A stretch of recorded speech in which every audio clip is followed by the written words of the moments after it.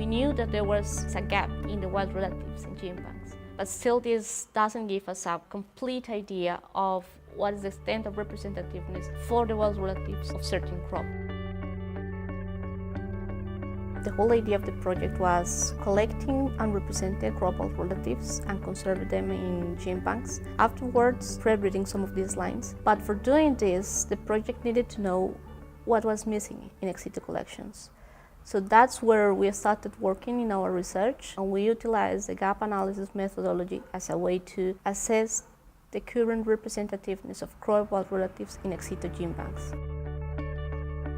We decided to select crops that are very important for global food security. Afterwards, we had to decide which were the species associated to these crops that we were going to analyze. For doing this, we used the crop wild relatives inventory that was also built under this project, and this enabled us to identify wild species that can be hybridized with cultivated species.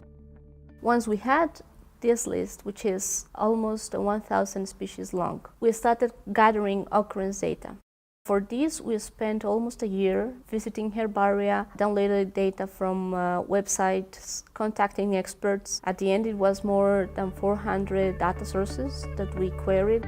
Once we had that, we applied the gap analysis itself, measuring 3 different variables. How well represented was in terms of number of samples, comparing the geographic extent that is currently represented in ex situ collections, and the ecological representativeness that is in ex situ collections. And based on that, the project was able to start deciding which species and which places should be targeted for the collecting. Almost 70% were considered high priorities. And in terms of mapping and the patterns of richness, it was quite surprising finding places that are usually considered as highly diverse. For instance, the north of Australia, where we can find a lot of pigeon peas, sorghum species, rice, sweet potatoes. That wasn't visualized before.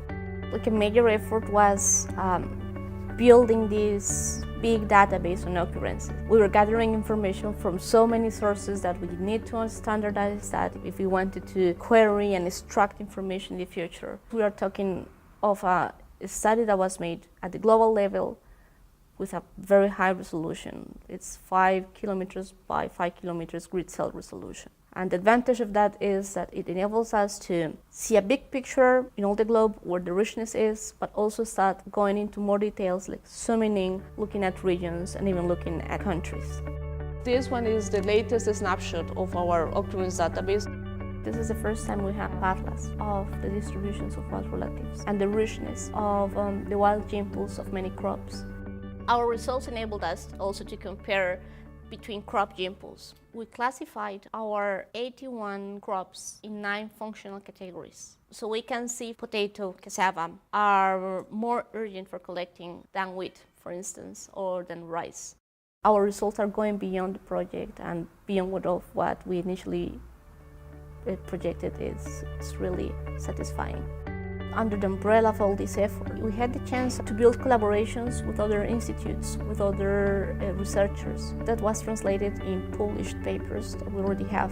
All this work, all this the gap analysis, mapping our results, the collecting missions, the pre-breeding that is going on, it wouldn't have been possible if we couldn't have the support of Norway. And it's great to see a government engaged and committed with this type of initiatives.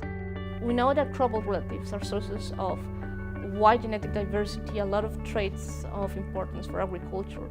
So having this initiative, it's a great opportunity to bring these genes from the wild and make them useful for crops.